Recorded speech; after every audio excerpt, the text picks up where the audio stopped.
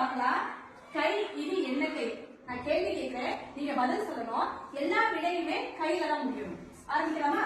சிங்கம் வாழும் கை புகை. கழுத்தில் அணியும் கை நகை. அண்ணனின் செல்ல கை தங்கை.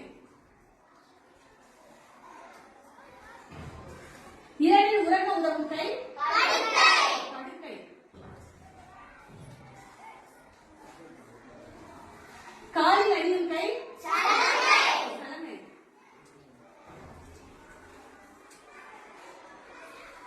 காலையில் படிக்கும் கை பத்திரிகை.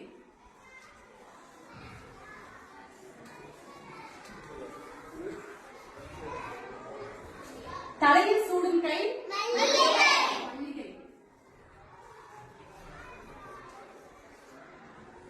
உதட்டில் வரும் கை புன்னகை.